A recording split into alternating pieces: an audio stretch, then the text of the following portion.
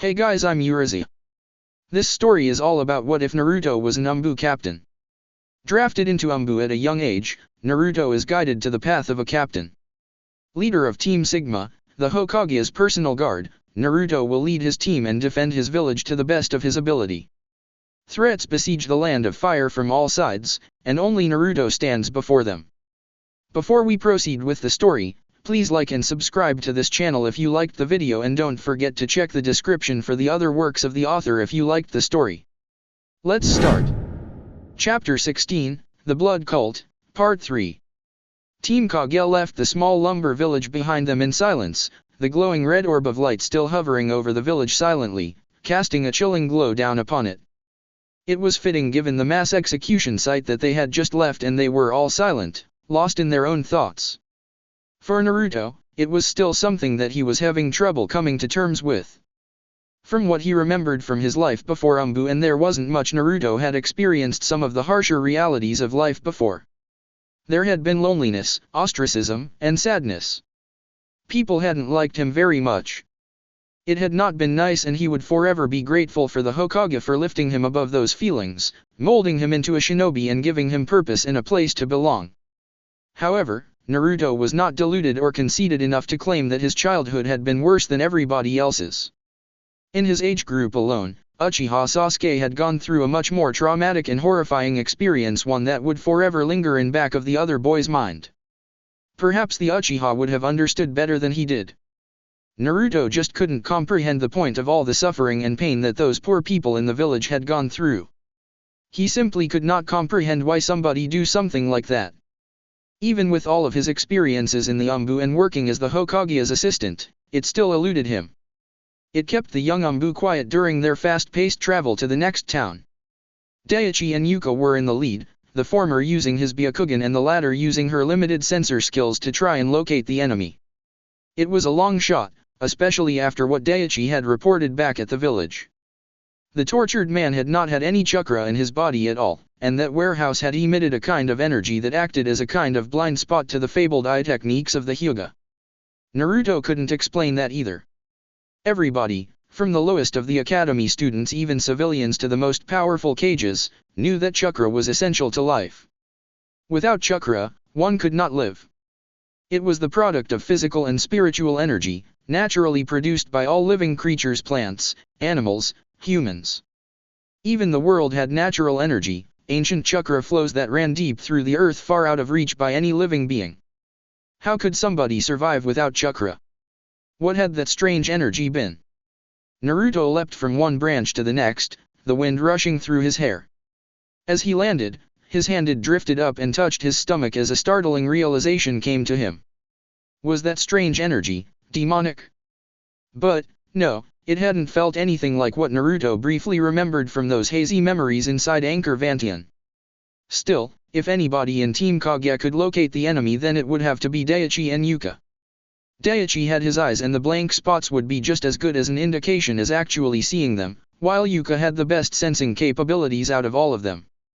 The human body, especially those of shinobi, expelled chakra from their tenketsu regularly. It was part of the chakra circulatory system, much like how humans exhaled carbon dioxide.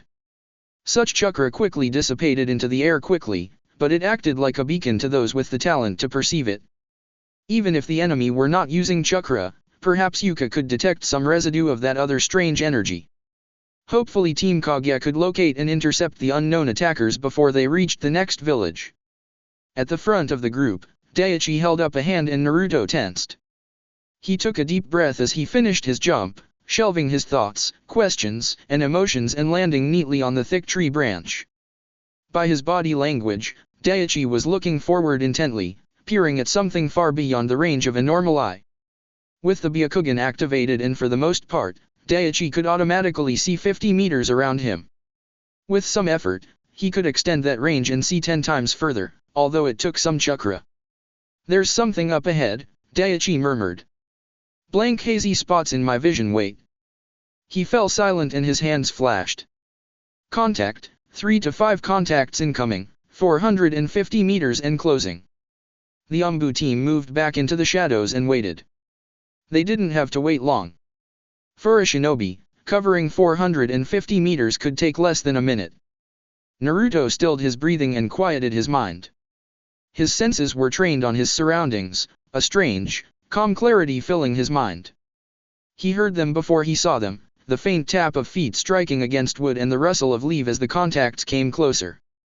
Then, they came into visual sight and Naruto almost breathed a sigh of relief. Leaf headbands gleamed in the light of the sun as the three new leaf nin leapt through the trees. One wore the vest of a jonin, although it was torn, battered and stained with blood. The other two wore bandanas over their faces, clad in shinin vests. The lead jonin looked vaguely familiar and Naruto was sure that he had seen him before in the mission's assignment room. He sent a pulse through his tattoo possible friendlies and suddenly Kage appeared in front of them, causing them to halt. Identify. His voice was short, sharp, and to the point.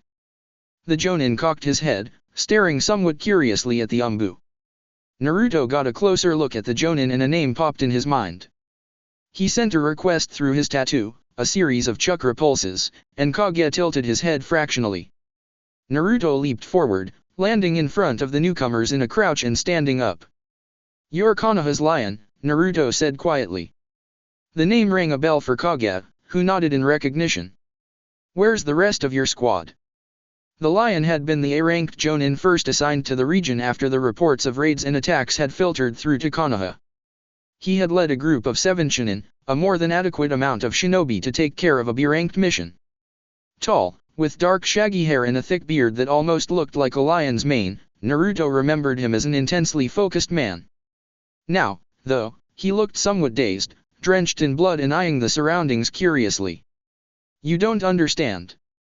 The lion's voice was hoarse and rough, as if he had been using it too much. "What?" Naruto asked, frowning. A strange feeling was tingling in the pit of his stomach and he was beginning to feel edge and tense.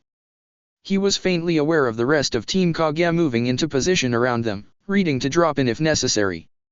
Kage took over the questioning, sounding faintly irritated. "Where's your squad, jonin?" he pressed. Something flickered over the lion's face and he gestured absently at the two people behind him. Naruto could hear the harsh breathing of the chunin, deep and raspy. The eyes were fervent and bloodshot, the only things visible from behind the bandanas wrapped around their face. "Identify," Naruto commanded. "They can't talk," the lion explained. He seemed agitated, his body twitching. "They spoke only of blasphemy and the Lord decreed that they shall never speak again." He grinned rather madly. "It was a good thing," he said sagely. "Now, they understand. Where's the rest of your squad?" Kage repeated. "I will not ask again, jonin." They did not understand. The lion grinned, showing his bloodied teeth. Naruto saw something caught in them, the flesh or meat of some kind of animal, and a strong aroma washed over him. He sniffed it, recognizing it almost instantly. Blood, human blood. Kage recognized it too. "Stand down, jonin," he ordered. "We've been sent to take this situation under control. You will be escorted back to the nearest garrison and questioned." The lion abruptly focused. "I can't let you do," he said thickly. He swallowed and licked his lips. "You don't understand. We will show you." With almost no warning at all, the lion demonstrated one of the techniques that had earned him his moniker. He reared up, head drawing back and roared. It was a terrible beastly roar, the roar of a lion with the power of wind behind it, and Naruto and Kage disappeared under a concussive wave of pressured air that tore them to shreds. Their bloodied husks fell to the ground and disappeared in a cloud of smoke, one from a shadow clone dispersing and the from the replacement technique. The lion did not look disappointed. In fact, a savage grin crossed his face and he motioned to his squad. "Show them," he boomed, his voice rising into the air. "Make them understand." Team Kage was already on it. The moment Kage had shown himself to the arrivals, Tawa had raised his arm. The intricate and elaborate seals tattooed onto it glowed with bright scarlet light, stretching off the skin and creating a glowing, chakra-based version of something that looked like a cross between a crossbow and a tube. With Kage's escape, he let loose and fiery darts of blazing chakra shot from the contraption in his hands. They slammed into and pierced the chests of both shinin, causing them to stagger back. Then, To his surprise, the Chunin righted up, seemingly unaffected. They reached for their bandanas. They unfurled them, revealing mutilated and mangled heads. One of them had been bludgeoned by something and parts of his head were caved in, while the other had been scalped and burned, her face completely destroyed. Dried blood, muck, and dirt covered their wounds, but no fresh blood seeped out of them. Only their eyes had been left untouched, feverish, and completely insane. Naruto and Kage moved to intercept the lion, moving in tandem as they blurred forward. The lion brandished his arms and revealed the second reason why he had earned his moniker. A set of thick, jagged metal claws emerged from the back of his hand, tearing through his dirty skin. The artificial contraptions planted in his hands must have hurt, but the man showed no indication as he leapt forward, swiping madly. Naruto rolled to the right as Kage parried the blow with his dull black machete, reaching into his pouch and pulling out a set of shuriken. He threw them and made a hand sign. Shuriken Shadow Clone Technique. 3 shuriken became 3 dozens, slamming into the lion's chest and upper arms. The lion made a loud, frantic noise, pausing for a brief moment, and that gave Kage enough time to lodge his blade in the traitorous man's chest. The man gasped, his eyes rolling back into his skull, his face slackening and becoming strangely at ease. Crouched down he was, Naruto reflexively recoiled in disgust as he saw the lion become aroused, his entire body shuddering. Then, with a wide grin, he swiped at Kage again and again. "You make me so happy," he roared. Spittle flew from his mouth. "Give it to me again." Naruto's hand blurred. He drew in a breath, released molded elemental chakra from the tenketsu in his lungs and used the tenketsu in his diaphragm and roof of his mouth to spit out a swirling sphere of compressed air. Wind chakra, depending on how it was refined, could be used as either a heavy sledgehammer or a fine scalpel. Naruto had chosen the latter, and the razor-sharp winds shredded skin and dove into the lion's knee. His leg buckled and his kneecap exploded in a shower of gore and flesh. The lion let out a shriek of ecstasy which was only cut off as Kage neatly took off his head.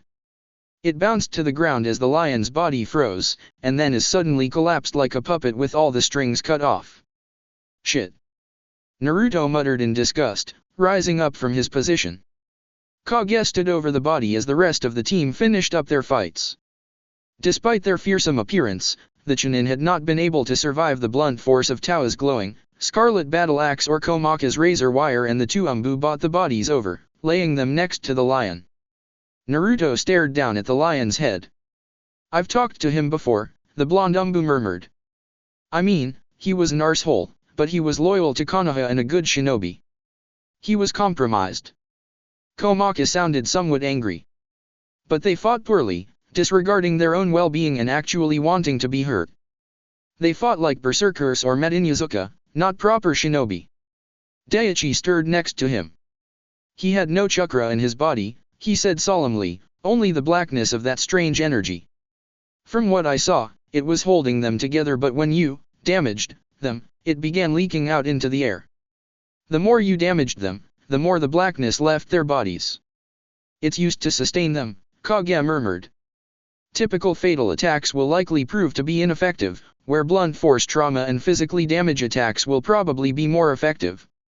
Yuka had taken out a small black book and was carefully writing down the general description and names of the shinobi they had just taken out.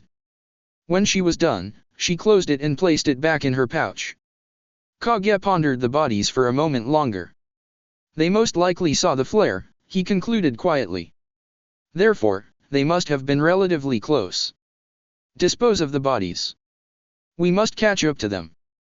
Naruto burned the bodies with a fire technique, scorching flesh and bone and letting their charred remains sink into the ground.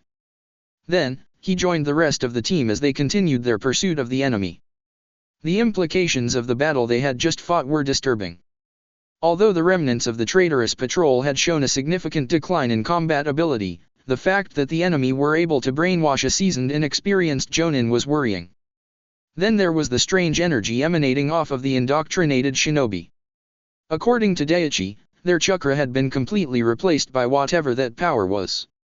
Naruto couldn't see it, but he could feel it. It left chills down his arms and caused an uncomfortable prickling sensation in the pit of his stomach. Naruto had a few ideas what that was about, but now wasn't the time to think about it. Instead, he followed Kage's lead as the tall, silent captain led them through the forest. They leapt from one branch to another, the trees growing thicker and thicker the further they ventured into the Senju's ancient territory. Naruto had once read a theory that proposed the reason why the Uchiha had been so proficient with fire release techniques was because of an old, centuries-long plan to invade and destroy the heart of the Senju homeland. Looking around at the thick brush around them, Naruto concluded that liberal use of fire techniques would have had a devastating effect on the region. Although the battle hadn't taken very long, by the time they arrived at their destination Naruto knew that they had been too late. The chill in the air seeped through his cloak and into his skin as something prickled uncomfortably in his gut. Daichi flicked off a few hand signals and Kage nodded grimly. The squad captain led the team out of the dense brush and past the tree line, approaching a small, deserted town built on the edge of a river. The sun was lowering on the horizon, casting a brilliant orange and yellow glow over it, but it did little to hide the atmosphere of wrongness that clung to the town like an invisible, thick shroud. The town was much in the same condition as the village they had just come from. Things had been placed down or abandoned as if the residents had simply stood up and walked away. After seeing how powerful the unknown brainwashing technique was, Naruto supposed they had done just that. The street lamps remained unlit and doors and windows were open. This time, because of the town's proximity to the river, there were hundreds of footprints lining the mudded streets. They led to the river, over a small, wooden bridge and into a rough, makeshift path that led into the forest depths on the other side of the riverbank. Kage knelt down by the tracks, staring at them intently. He pressed on them with his fingers, measuring their depth, and then eyed the sun. His team stood around him, waiting patiently, while Kage made his conclusions. After a few moments, Kage nodded and rose to his feet. They have not been gone long, 20 to 25 minutes, Kage told them quietly. Naruto felt a blaze of determination well up within him. In Katsura village, their enemy had taken the entire night to ritualistically torture and slaughter the defenseless population. They had shown a great deal of interest in causing pain and suffering. This was good news for Team Kage. The citizens of this village could still be saved. The team leapt off of the road and began to follow the tracks that the civilians had made. However, before they had even left the village Daichi had paused. "Contact!" he called out. Kage raised a hand and the team paused. "Deceased but there's lingering chakra. 400 meters at 2 o'clock. The team followed Daichi's directions, moving towards the west side of the small town. As they moved through the streets, Naruto looked on the horizon and saw the trees give way to a small hill at the end of the town. A large villa stood, framed by the sun slowly setting behind it. At this distance, he could the rows of vineyards planted on the base of the hill and the large marble path leading up to the luxurious house. It must have been the estate of the noble in charge of this region. It was far too nice for a simple villager or worker. The squad closed the distance quickly and, at the base of that hill, they paused. They had found their first casualty. It was a man in his 30s, fierce gray eyes staring up at the sky blankly. His face had been contorted into grim anger and even acceptance of his fate, and he held the shattered remains of a halberd in his hands. He wore some kind of uniform, but it was hard to tell what it was with the large chunk of flesh missing from his upper right side. The man's heart and everything around it was simply gone, his entire body stained crimson red. He lay back against a carriage of some sort, which showed evidence of an attack. It had been a nice carriage, too, with a splendid gleaming wooden frame and fine silk coverings over the broken windows. Now, it was barely more than a pile of firewood. "A noble's guard," Komaki suggested quietly, having made some of the connections that Naruto had. "Perhaps," Kage murmured, eyeing the body speculatively. "But that uniform, I have seen that before." Naruto's eyes widened and he exhaled loudly. "So have I," he murmured. His team turned to look at him as Naruto bent down, gingerly parting the bloodied scraps of cloth around the man's mangled chest and turning it around. It was soft, even soiled, and he picked up the unique emblem stitched into it. Naruto nodded grimly, his suspicions correct. "This is one of the 12 guardians," he told Kage. "What?" Daichi exclaimed. He sounded shocked. "One of the guardians, here." Kage said nothing as he bent down to examine the sash. As Komaka began to offer reasons why a guardian might be here, especially when the Fire Lord was in Konoha at the moment Naruto was still. His thoughts wandered back to the other day, when he met the Fire Lord. What they had talked about, he had made them tea and placed it on the desk. There had been a map with a route traced out. The carriage was one of the finest he had seen. The Fire Lord had said something about raising money motivation, to motivate the nobles, and then Naruto was there. Oh, shit. He breathed, his eyes widening.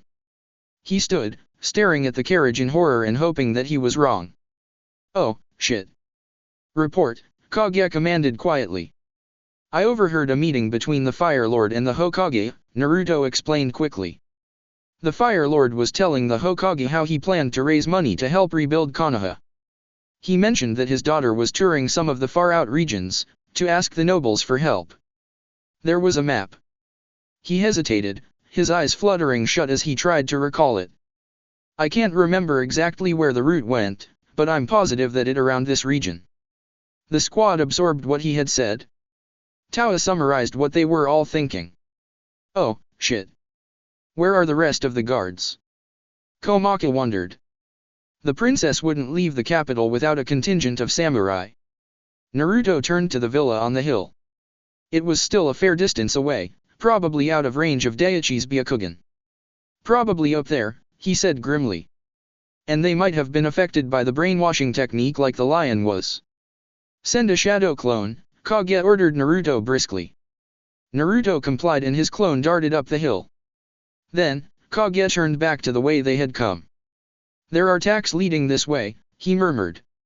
Only one pair of feet small, a young woman's. They lead from this estate. We have to find her, Naruto said urgently. He remembered the Fire Lord, his strange mannerisms and odd way of talking, and how he couldn't be read, and how something intense had laid behind his eyes. The Fire Lord. He trailed off. It didn't have to be said. The Fire Lord would not react well to losing his only daughter. Wars had been started over less, and the Fire Lord would find somebody to take his anger out on. Konoha, as the Land of Fire's largest military force, would be obliged to join him. It would be war. After the Blitz, Naruto never wanted to be in another war again. Let's go, Kage murmured. He seemed to share Naruto's thoughts. They followed the tracks, dashing past the town and delving into the untamed wilderness. Branches and shrubs had tried to claw back the little strip of path that the town's residents had created, but somebody had recently sliced away a lot of the offending plants. They continued following the tracks of the villagers, Kage occasionally pausing to stop for a few moments while Daiichi rationed his use of the Byakugan. Not even the strongest Hyuga could maintain the activated state of the I bloodline indefinitely. It was during one of these stops that Naruto felt his shadow clone dispersing.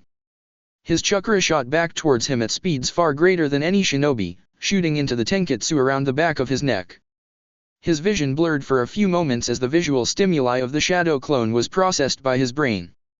Then, he grimaced. While it had not been as bad as Katsura village, the inside of the villa had not been pleasant. There seemed to have been a fight between the enemy and the bodyguards of the princess. The samurai had all fallen in the main foyer, while the staff and workers of the estate looked like they had been hunted down and slaughtered. There had been a rather obese man wearing fine clothes attempting to hide in the master bedroom, but he too had been killed, his head removed from his body. He told Kage, who processed the new information carefully. This is different from what we've been seeing, he murmured. Their usual operation seems to involve brainwashing or tricking the civilians to come with them voluntarily. Here, the enemy actually attacked first, taking the estate by force. Perhaps the princess was their primary target, Komaki offered. Perhaps, Kage said, but he didn't sound like he agreed. Or perhaps she is merely a target of opportunity. The daughter of the Lord of the Land of Fire would be a valuable prize for many people. The discussion ended there.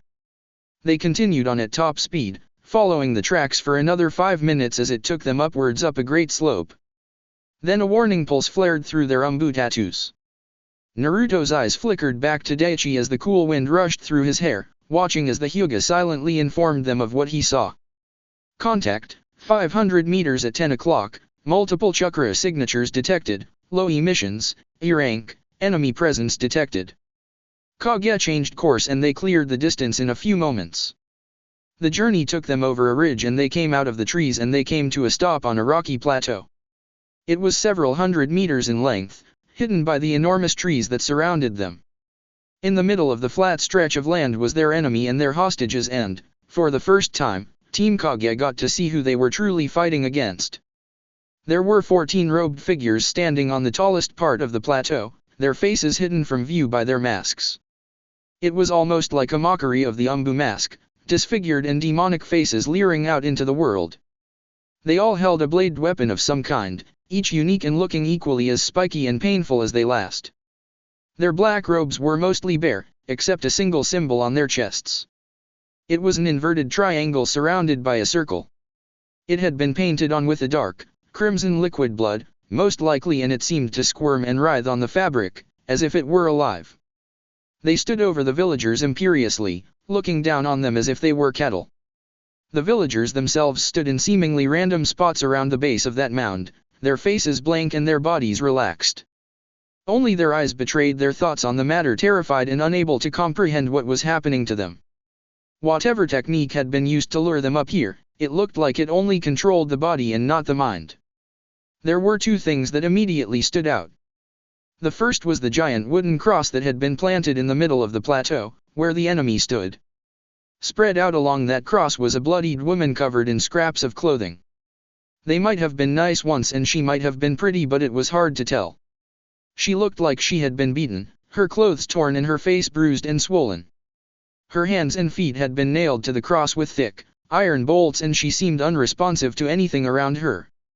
Her eyes were rolled to the back of her head and she was shaking madly. The second thing that stood out was the silver-haired man that stood right in front of them. He seemed young, in his 20s, and wore similar robes to the enemy up on the hill. He wore no mask and he held a large three-pronged scythe in his hand. His eyes stood out the most and, up until that point, they were the worst things that Naruto had ever seen. They seemed like a normal pair of eyes until Naruto stared past them. They were two foul beacons of depravity and pain. They were the eyes of somebody filled with an unholy flame. They were the eyes of somebody who looked out into the world and took delight at the misery and suffering of others. It was hard to describe, but as the man stared down at them, the unholy light in them burned brighter than any flame, the antithesis of the will of fire. They were terrible because they were the eyes of a human, the worst of humanity embodied into a single individual. Before then, Naruto had had trouble comprehending what could possibly have motivated somebody to commit the atrocities that these people had. Now, after meeting the gaze of this man only once, he understood. This man did horrible, terrible things because he could. "Welcome, heathens," he called out mockingly, spreading out his arms. "Have you come to witness our celebration?" Hokage had somehow produced his weapon the instant he had seen the man, and his grip on it tightened. He said nothing, however, as Daichi let out a loud gasp, his hands flying up to clutch his head. It's. He seemed lost of words. That man, that, nothingness, he is nothingness and nothingness is him, there's so much. Deactivate. Hokage ordered harshly. Naruto didn't know if Daichi, with hands on his head, complied. Komaki and Tao were visibly shivering, their breaths leaving their masks in clouds mist. Yuukas had taken a step back while Kage's body language looked tense and uncomfortable. Naruto could feel a chill up his arms and a prickling in the pit of his stomach, but that was it. He glared at the man behind his mask, sending a pulse through his tattoo that seemed to stir his other teammates. The man looked puzzled for a few moments and then a terrible smile crossed his face. "This is fucking fantastic," he roared, gesturing at Naruto. He licked his lips, his eyes glinting madly. "Oh, Lord Jashin, you have blessed me today. I shall honor your name with this coming battle and offering the suffering and life of my enemy to your endless appetites." Naruto tensed, but the man frowned. Suddenly, his attitude abruptly changed and he scowled, looking quite sulky. "But first we must commence our harvest," he told them seriously. The sun was setting behind him, casting him in a hellish glow. "Our great lord cannot be kept waiting." Hokage took a step forward. "Yes," he said stonily, "he can." "Blasphemy!" the man in front of them screamed. The volume was deafening as the silver-haired maniac raised his scythe. "Attack them, His voice ended in a gurgle as Kage was suddenly beside him, his machete coming up and taking his head off of his shoulders. It did not deter the robed figures on the hill, and they shrieked and cried as they charged down at them, plowing through the frozen civilians. Naruto, Komaki, and Towa darted forward to meet them. The blonde's hands flew as the first robed figure passed the motionless villagers, a crude, spiked axe swinging forward. Shadow clone technique. With a puff of smoke, 3 shadow clones appeared on all sides of the man, and at different heights, with kunai gleaming in their hands.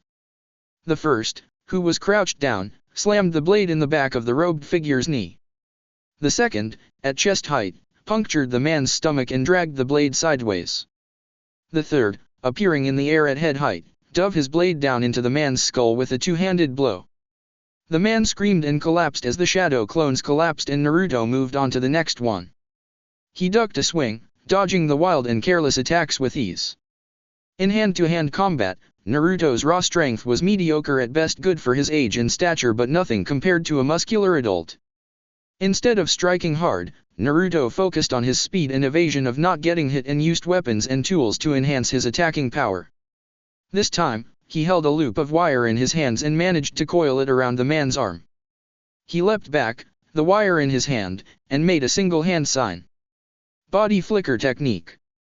In a short, sharp burst of movement, Naruto appeared behind the man, the wire still in his hands. The momentum of his sudden movement caught the enemy by surprise, and his arm was almost ripped from his socket by the instant burst of force. He came rocketing back to Naruto, who weaved between the man's flailing limbs and coiled the wire around enemy's neck. Body flicker technique. Naruto used the same strategy again, except this time with the man's neck. There was a loud distinctive crack as Naruto dropped the wire. On Naruto's right, Towa had slid past the defenses of his robed attacker, sliding a bright scarlet battle axe up the man's torso and splitting him in half in a spray of blood. Then, the chakra representation of the axe shimmered, and suddenly Towa was holding a short sword, which drove into the throat of the next enemy he saw. There were flashes of crackling lightning and the hiss of Senbon sliding through the air as, behind him, Komaki made short work of one of her attackers. Yuka had thrown a gas bomb of some sort back from where they had arrived, and 2 of the enemy in front of her attacked one another in a yellowish cloud of hallucinogenic poison before Kage dispatched them with the same devastating efficiency that he had taken down the leader. Naruto reached into his pouch and lobbed a trio of shuriken into the air. He made a sign, channeling chakra from his tenketsu and shaping it into an invisible billowing cloud around him. Shadow shuriken technique. He formed the technique, and the chakra above him shimmered as hundreds of replicate shuriken appeared. A second later, he was cut down as 2 more demon-faced men swung their scythes at him. As his attackers were fooled by the genjutsu-laden replacement technique, Naruto appeared a short distance away in a crouch. Chakra pooled in his feet, and he leaped up towards where he had just been standing, forming an unusual hand sign. Lightning release, static pulse shot. Fire release, great wave of flame. Lightning flickered around his fingers as he molded lightning elemental chakra, pushing it from the tenketsu in his fingertips. At the same time, he laid a buffering layer of neutral non-elemental chakra around it and molded fire elemental chakra above it, flooding the tenketsu around his throat. Fierce and heavy chakra engulfed his form, his other tenketsu releasing an enormous buildup of pent-up chakra and discharging it in the air around him, a sign of less than perfect chakra control. Nonetheless, the combination technique worked. The hundreds of shuriken, which were only now beginning to fall, were charged by a powerful streak of electricity that roared from his hands. At the same time, Naruto's chest swelled and he spat out a searing blast of heat down at them. The lightning-empowered shuriken were propelled by the raging wave of heat and slammed into the enemy, who had just realized that they had attacked a rock. The red-hot metal tore through the enemy with ease, bursting through their robes and flesh like a hot knife on butter. An instant later, the searing wave of heat engulfed them in a shimmering haze, and they shrieked as their flesh blistered and cooked, eyes rolling into the back of their heads. They fell, twitching, as Naruto landed gracefully on the ground, his chakra raging all around him. The young Anbu had not forgotten how easily he had been defeated during the Blitz, nor had he slacked in his training the past month. Under the Hokage's training, Naruto had finally begun to show some success in the techniques and methods that had made the third Hokage the god of all shinobi. When he landed on the ground, the battle was over. The enemy, like the lion before them, had fought without care for their own well-being and had been no match for the skill of the Anbu. Report, Kage ordered as his team grouped up. 15 enemies identified, Komaka said darkly. All killed in action. Kage nodded. Well done, he said quietly. Tawa, go and. You stupid fucks. Kage abruptly jerked and Naruto let out a strangled sound, disbelief clouding his mind. From its spot on the ground, meters away from his body, the lead priest glared at them hatefully, blood still oozing from his severed head. Naruto stared, dumbfounded, as the priest began shouting at them. If I fucking miss this ritual, I'm going to make the rest of your short fucking lives absolute hell. He roared with spittle and blood flying from his mouth. His eyes glowed with fervor. Lord Jashin stops for nobody. You stupid fucking weaklings aren't going to do jack shit to his designs. Komaka's hands blurred and a kunai slammed into the priest's severed head. The priest gurgled, eyes widening as it glimpsed the sizzling explosive note attached to the handle, and then disappeared under a small and compact explosion. The grade 3 explosive note detonated with a bang, sending gory chunks of flesh and brain flying through the air. Komaka withdrew her arm, radiating a sense of satisfaction, as Kage nodded approvingly. Make sure that you secure the enemy, he added unnecessarily. Some may have escaped death despite the damage caused. He trailed off, his breath creating a cloud of white mist as he exhaled. The chill in the air had increased and Tawa and Komaka were both shivering madly. Kage was completely and utterly still while Yuka and Daichi flinched back. Although Naruto couldn't see the strange blankness that Daichi had talked about, it could definitely feel it. Bit by bit, from all over the graveyard, bits of flesh, bone, and blood began to slide back to their bodies. The screams and shrieks Naruto had heard from the supposedly dying filled the air once more and he abruptly realized that it was pleasure and not pain that they had been screaming of. The leader's head was first to regenerate, his head building up on his body bit by bit.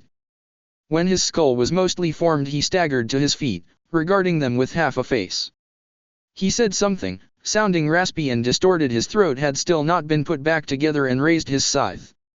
From all across the plateau, the robed priests began to rise up from their grievous wounds. Naruto was reminded of Shino and his regeneration techniques, but even the Roguzumaki had not shown anything like this. It was less like a healing technique and more like somebody reaching down and mashing flesh and bone together, like somebody with plasticine. The time is nigh. The leader gurgled. He raised his scythe as the sun almost finished setting behind him. Naruto's mask automatically adjusted to the different light levels, so he had barely noticed. Our sacrifice will begin. Then, almost as once, the civilians around them began to scream. His team were not responding, each frozen by the unholy chillness that had descended upon them despite the pulses Naruto continued to send through his tattoo. With a growl, his stomach pricking painfully, Naruto lunged forward and the half-repaired leader. The leader regarded him with soulless eyes and slammed the butt of his scythe on the ground. There was a terrible shriek and a blast of something. Blood rained down onto the ground as some of the nearest civilians simply imploded, sucked inwards into nothingness and leaving only their blood behind. As Naruto got closer, the screams became more and more coherent. Save us, please. What's this? What's going on? Help. Mummy. Frozen and unable to move, the men, women and children around them had been given their voices back. The leader had thrown his head back in relish, listening to them, and blocked Naruto's first swing of a kunai with his scythe. Sparks flew through the air as metal grated upon metal, the man looking down at Naruto cruelly. Listen well, heathen. He whispered. Some more screams were cut off and another terrible wail of power filled the air. My name is Hidan, the head priest of our glorious Lord Jashin. You can fight me all you want later, but for now, don't fucking interrupt.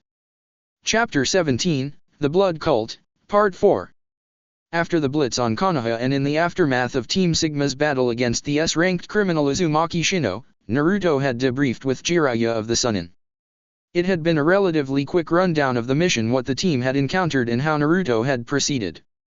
Jiraiya had listened intently and then redirected the conversation onto lighter subjects.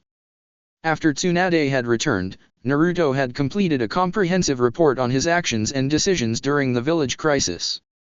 As he wrote it, hindsight had struck him hard and questions upon questions had filled his thoughts, but two stood out amongst them all. What if Naruto had kept Daichi and Kaguya with him during the battle against Shino? The added firepower of two more Anbu members and the insight that Daichi's eyes may have provided could have completely turned the tide of that battle. Perhaps, if Naruto had acted differently, Team Mantis may have survived, although he still didn't know what platoon that they had belonged to, and any questioning on his part had been shut down rather promptly. There was only one other question that plagued him more. What if Naruto had been able to access the power of the nine-tailed demon fox with greater ease? If he had been able to harness and control that unfathomable power within him, the fight would have gone much differently. Perhaps they would have been able to stop Shino before he had activated his weapon and wiped a large city and almost 100,000 people off of the map.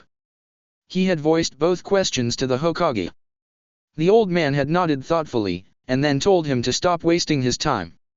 What ifs were of no use if they were just being used to agonize and doubt every decision. Instead, the Hokage had said, Naruto needed to focus on what he would do next time. He had gone further with an answer for his second question, adding that Naruto hadn't been trained in the use of the power of the nine-tailed demon fox because the chakra simply hadn't been available during his childhood.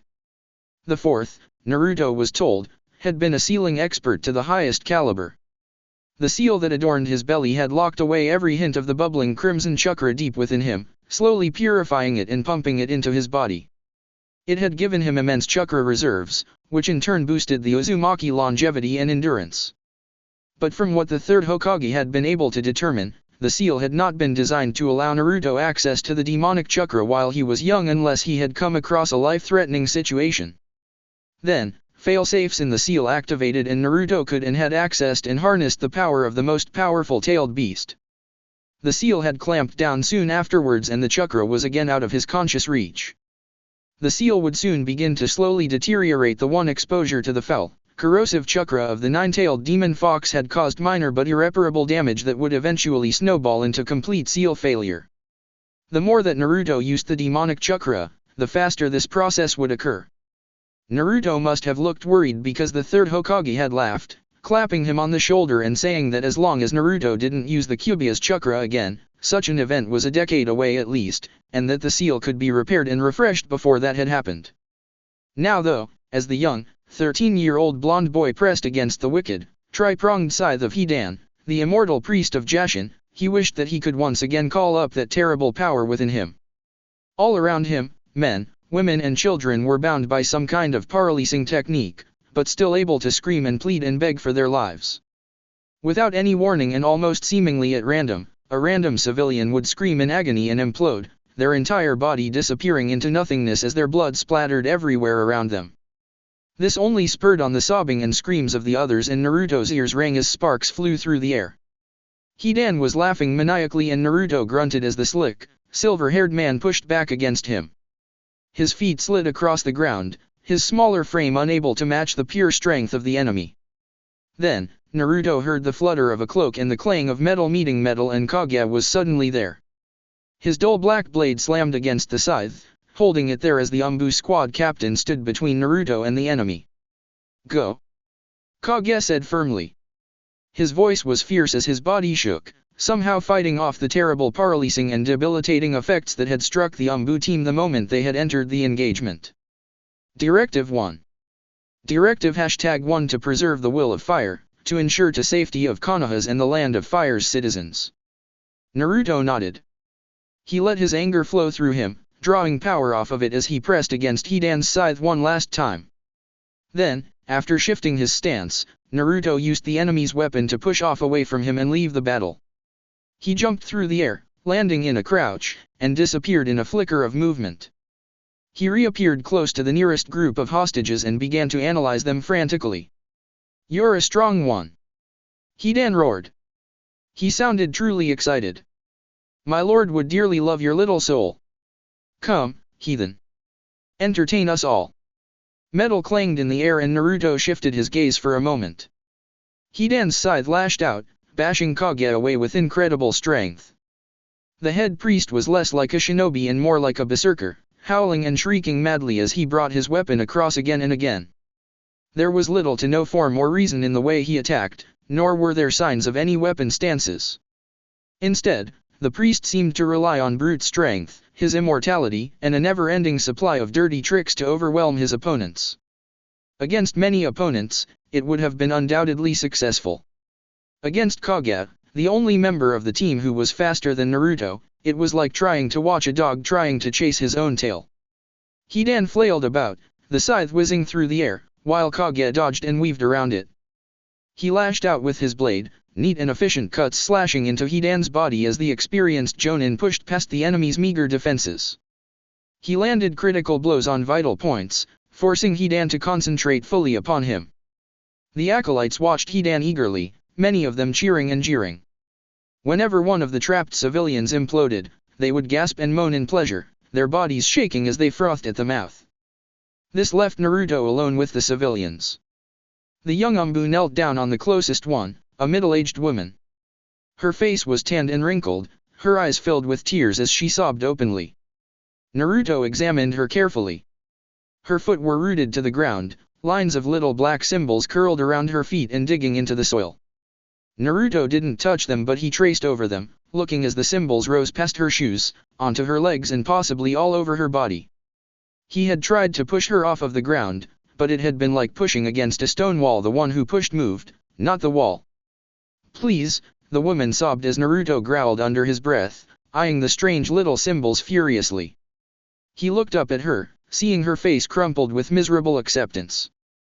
"Please, forget about me. Save my chi dash." There was only a moment's warning of what was about to happen. The little black symbols coiled around skin contracted and her skin split apart.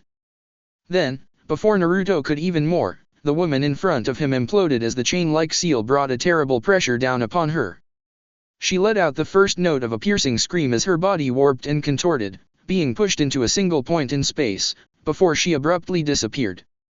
Her blood remained and it exploded out from her in a shockwave of crimson fluid. Naruto flinched as it struck him. His mask was splattered, his clothes drenched. All around that one woman, at least a dozen more of her fellow villagers had also died, their blood falling to the ground.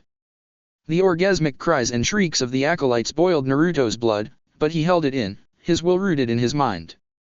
He jumped up and frantically moved to the next closest group of trapped civilians, distantly aware that his body was shaking. He knelt down, his hands glowing with molded fire elemental chakra as he tried to burn the seal away, ignoring the pained screams of the man above him. "Mummy!"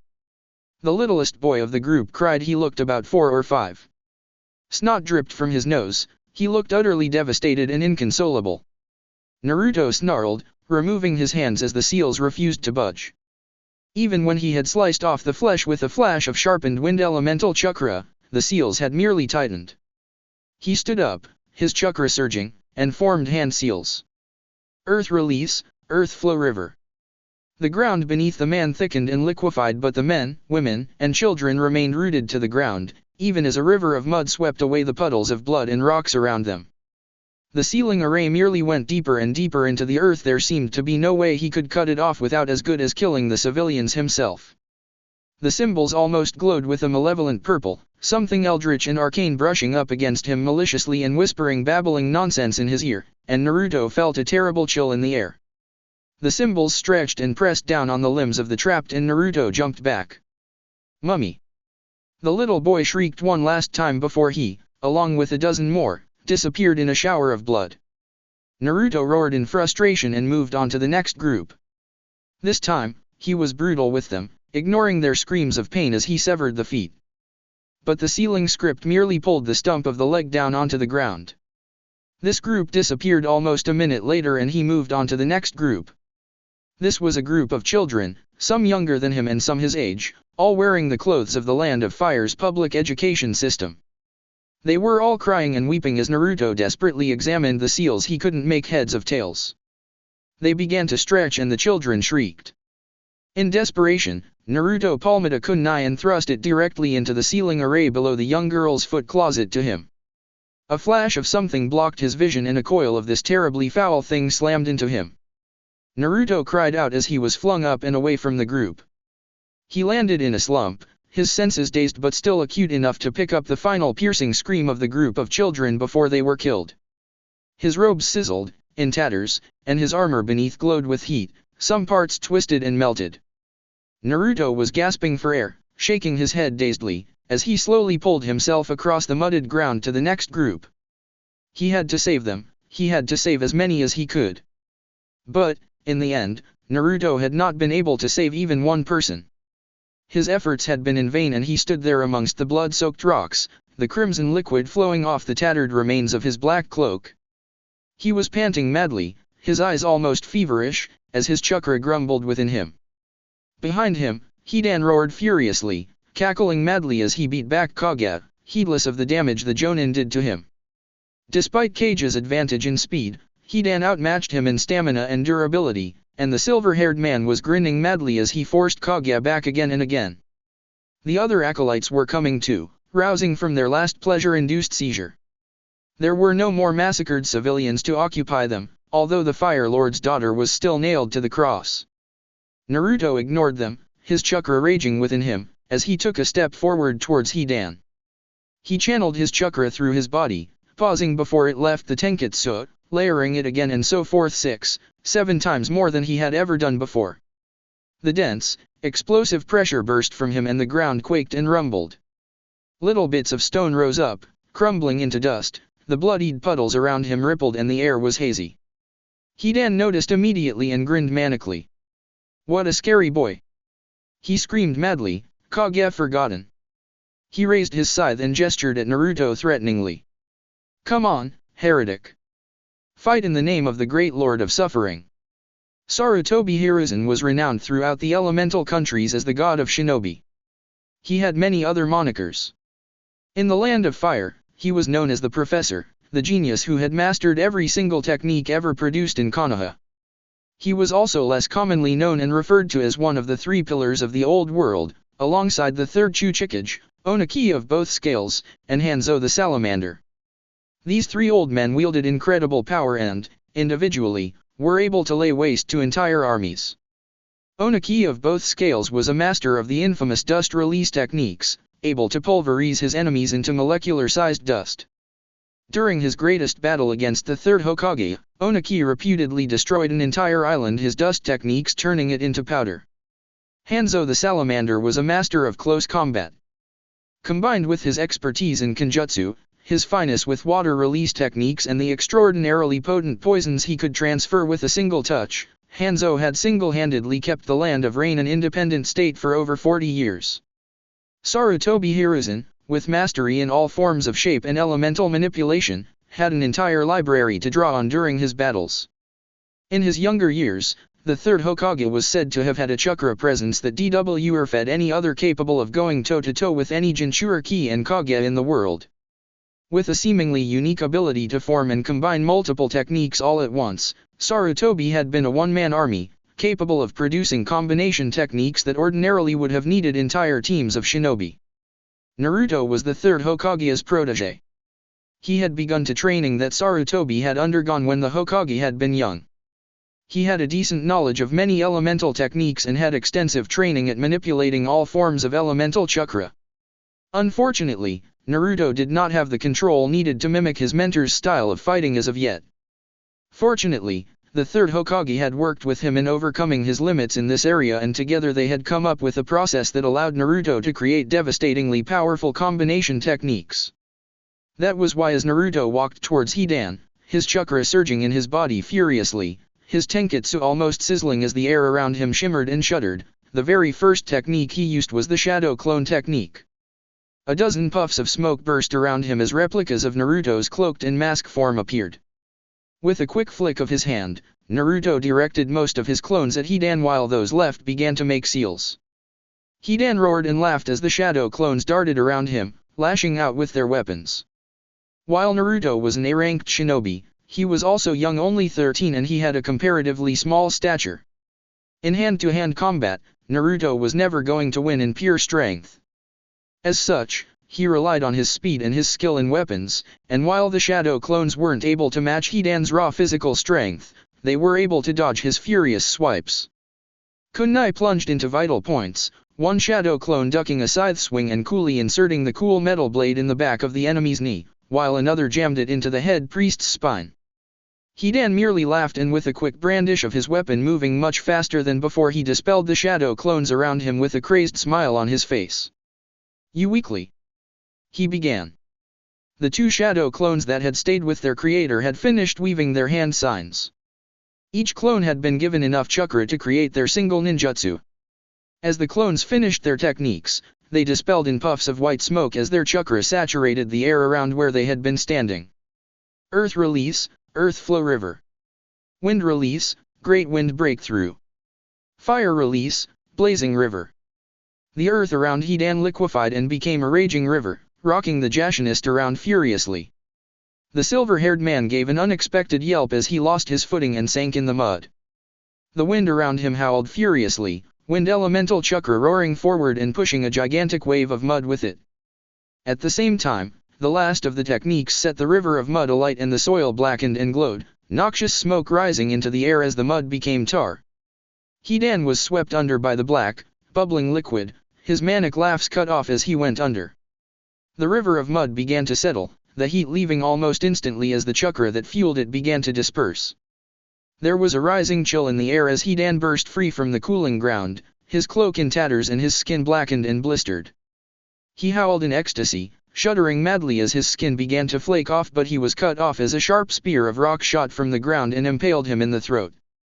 He gurgled, desperately clutching at the offending object, and disappeared underneath a hailstorm of metal as a shuriken shadow clone technique rocketed through the air. An instant later, the same unsettling chill returned and the wounds and pieces of Hidan were dragged back to their owner, like there was some unnatural form of gravity at work. The air was still. Naruto could barely hear anything as his body thrummed with chakra. His chakra was wound tight around his body, layered upon each other to create a dense field that gave his techniques more burst. His mind, still reeling from what he had just experienced, was eerily focused. Hidan was a monster. He would not survive. Naruto would make sure of it. The ground quaked and the air seemed to shudder as chakra exploded from Naruto's tenketsu. The dense chakra fueled Naruto's powerful techniques as he became an unrelenting, unstoppable force of nature. For the next few minutes, Hidan was unable to react at all as Naruto tore into him with vigor. The ground exploded in giant geysers of earth and shrapnel, ripping through the silver-haired man's chest and face. Great streaks of fire lit up the sky, tearing Hidan apart again and again. Plumes of smoke rose up into the air as shadow clones burst into existence, their hands flashing, and disappeared in puffs. Naruto weaved signs, his fingers never pausing, as he formed deadly techniques again and again and again. Lightning release, electromagnetic murder. The ground was torn apart, soil and earth whipping up as a crackling discharge of glowing bluish lightning attacked Hidan from underneath, the piercing bolts ripping into his ankles and knees. Flesh sizzled and bones exploded, only to be forcefully pulled back together a second later. Earth release, Titan's fist. The cratered and rubble-strewn earth rumbled as a giant fist of stone rose up and grabbed the dazed Hidan before the enemy had a chance to react. Deep within the ground something rumbled ominously. Naruto's chakra roared furiously through the stone construct as the slab-like fingers began to squeeze. The newest of Naruto's techniques and one that Sarutobi had decreed was one of his strongest once fully mastered seemed like it would bind Hidan. But Hidan screamed. The terrible screeching noise filled the air and the earth around the entombed priest cracked and fell apart. An instant later, a great wall of fire had enveloped the shattered remains of Naruto's construct. The combination technique howled as it created a backdraft, hungrily devouring the air around it as it grew larger and larger. Then, it too fell apart as an unseen, spine-chilling shockwave of something foul tore through the air. Naruto's fingers continued to blur, his breathing deep and steady. His tenketsu were hot and his body felt strangely light, like he was made of air. Clones popped into existence and disappeared an instant later. His hands never rested, his chakra flowed freely and his tenketsu burned in his veins. Combinations of techniques that would have required whole teams to perform were done by a single individual. Chakra that surpassed that of Konoha's most elite Jonin was used with reckless abandon. For what seemed like eternity, Naruto tore into Hidan with the full force of his arsenal. The ground trembled, large swathes of the surrounding forest toppling over as the earth was violently torn apart from powerful earth and fire techniques. Trees disappeared under searing red-hot blazes of fire, thick, black smoke rising into the air. The winds howled, steam rose from the cracked and blistered ground and trees disappeared underneath raging infernos. It was the legacy of the god of shinobi, the skill set and sheer power that had made the third Hokage considered one of the most powerful shinobi of all time. It was a possible future of the right hand of God, a glimpse into what one day could become a legend. Against Hidan, it was ineffective. The man simply would not die.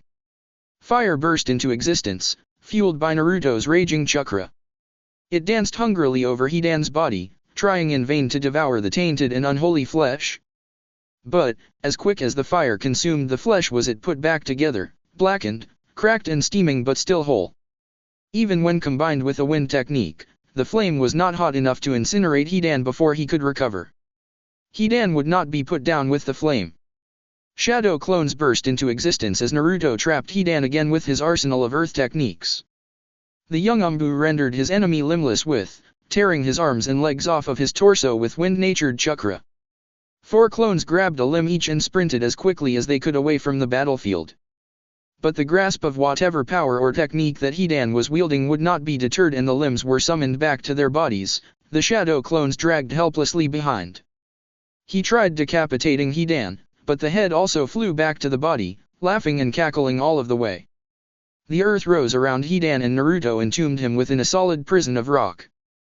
He layered the technique with earth-natured chakra, strengthening the rock until it was as hard and thick as a castle wall. The prison of stone lasted for a full 10 seconds. Then, cracks appeared and, even though Naruto concentrated with all of his might, large slabs fell off of the mound and the construct collapsed as Hidan reemerged, looking none worse for wear. There was always the possibility of drowning him, but Naruto didn't know any water techniques that could produce enough liquid. He briefly entertained the idea of dropping him in some kind of acid but he lacked any techniques or liquids that he could use. Apart from the 2 lightning techniques, Naruto didn't know anything that seemed like it could put a dent in the man. Fire. Wind. Earth. Water. Lightning. All had failed. Kunai. Shuriken. Explosive tags. None had worked. Nonetheless, the time Hidan took recovering from each attack was time spent not attacking Team Kage and Naruto continued the assault, even though he was out of ideas. Hidan's body reformed and stitched back together every time. Naruto tore him to shreds and something forced flesh, blood, and bone back into a cohesive whole. The unholy power settled down on the blonde Anbu's shoulders, an oppressive, terrible weight that chilled him to the bone, and something in the pit of his stomach prickled uncomfortably. The battle seemed to be at a stalemate. Hidan hadn't even landed a single attack on Naruto, he hadn't even taken a step forward. Naruto's devastating barrage of ninjutsu had completely and utterly overwhelmed the cultist. Amidst the rumble and roars of the elements, Hidan's laugh could be heard. He laughed, shrieked and praised his god as he was torn apart, seemingly ecstatic at the opportunity to experience such pain and suffering. He cried in pleasure as Naruto tore him apart again and again and again. Distantly, he was aware of the rest of Team Kage fighting against the rest of the cultists. His fellow Anbu had been roused or dispersed the techniques that had mudded their minds and stilled their bodies. He had almost forgotten about the rest of the enemy but Kage and the rest dealt with them efficiently. Like Hidan, the other cultists reformed after every attack but it seemed slower for them, although they made up for it with their numbers. Naruto focused on the leader of the enemy, gritting his teeth and panting as his tenketsu burned. For the 3rd time in the past month, Naruto felt completely useless. Shino had decimated them, his regeneration negating all of their damage much like Hidan was. He had been worse than the cultist though, his attack power far higher and deadlier. Tsunade had crashed through them with ease. Although she was an ally and a shinobi of Konoha, Naruto had no doubts that the member of the legendary 3 could have wiped them out with ease had she truly been an enemy. Now there was a third, another who seemed impossible to stop. Like Shino, Hidan simply didn't care about the damage he received, he seemed to welcome it. Like Shino, Hidan was truly abnormal, his healing and regeneration barely human. He would undoubtedly be classed as S rank, and Naruto had always known that the 3rd Hokage was a veritable monster in the arts of battle. Like Tsunade, like Shino, like Sarutobi, Hidan was on a completely different level. Was this the power of S rank to transcend the limits of what was human and what was not? A part of Naruto wryly acknowledged that it was the same ability that once again had undermined him. When or if he got back to Konoha, he would find a way to get around a regeneration-based opponent. Hidan was sent flying as a combination of lightning release, electromagnetic murder and earth release. Seismic upheaval tore him apart, and it gave Naruto some time to breathe. He was gasping for air, sweat trickling down his face, and his entire body felt hot and sluggish. He struggled to move for a moment, and then realized that the ground beneath his feet and cracked and blistered the chakra he had been emitting from his tenketsu, heating up the soil and hardening it. How could he defeat Hidan? His mind raced, and again he was struck by the similarity between Hidan and Shino. Somewhere, in the back of his mind, that dark, forbidden thought rose up. Could he use the power of the nine-tailed demon fox again? But he didn't know how to access it, and, during a brief respite, he searched deep within his body to find a glimmer of that strange, dark chakra. All he got was the uncomfortable prickling sensation at the pit of his stomach and nothing else. Naruto briefly entertained the idea of letting Hidan strike him. Perhaps a near-lethal blow would set the seal in motion. But he discarded it just as quickly as it had come. It was too risky, and there was no guarantee that it would work. As Hidan was sucked underneath a glowing black river of tar, Naruto panted, his thoughts racing as he desperately tried to think of a strategy or technique that could help him. None came to mind. He lacked information. He always lacked information. Then he paused. Intelligence was an important asset, perhaps the most important, and Naruto couldn't beat Hidan because he didn't know how the cultist's power worked. He made a sign and a shadow clone appeared. It disappeared almost instantly as Naruto turned back to Hidan, forming another sign and beginning his assault on the immortal cultist again. Naruto's shadow clone had been designed to transmit auditory information back to its creator. While the clone itself had all of its senses, Naruto had no need for the visual or tactile stimuli that the clone had experienced. It wasn't a very energetic clone, made with just enough chakra to keep it moving, and its personality was barely half-formed. Had the clone's mask been off, there would have been no doubt that it was a fake. Nonetheless, it was a skilled fake and avoided a swing from the nearest cultist. It scrambled back on the ground, flipping over a reforming cultist and using its pitiful chakra reserves to dart away. A second later, Daichi was there, and the Hyuga delivered an expert jab to the back of the cultist's head. The cultist simply collapsed in a heap, frothing at the mouth, allowing Naruto's clone to approach the Hyuga. The blow to the cultist wasn't going to kill him, but it gave Daichi a respite, and he turned to the clone expectantly. Daichi. The clone's voice was blank and lacked any emotion. I have been sent to gather information. I need to know more about the enemy's power. I can't see it, Daichi replied. He reached into his cloak and flung a trio of shuriken at the cultist on the ground, who was beginning to stir. There's something there, but it's like it's... He hesitated. It's like it's in the corner of my eye, but whenever I turn to look at it, it's gone. I have been sent to gather information. I need to know more about the enemy's power. The clone repeated his words in the exact same tone, and Daichi sighed. I can't see it, he said, grimacing. He looked like he was struggling with something. It hurts to look. There's something there, and everything inside of me is telling me I don't want to see it. I have been sent to gather information. I need to know more about the enemy's power. The clone's voice didn't change, but it was somehow more insistent. Daichi shakes his head and takes a deep breath. Fine, he reluctantly obeyed. I'll give it another go. The real Naruto had once again torn Hidan to shreds as Daichi turned his head to watch. There was no indication that the Hyuga had activated his Byakugan until he began talking, his voice soft, almost monotone. It's just like I said, I can't see it. It's a mass of nothingness, Daichi struggled to explain. It just surrounds him, infuses with the broken parts and puts it all back together, He was beginning to shake. It takes some of the energy to restore them, there might be less of it? I don't know, I can't tell, but I'm sure that it takes some of whatever it is to heal. Naruto's clone considered that. Suggestions?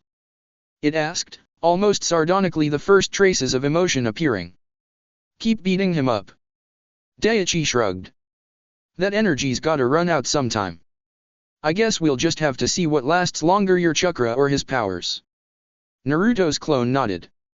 Thanks, it said, Daiichi ignored it.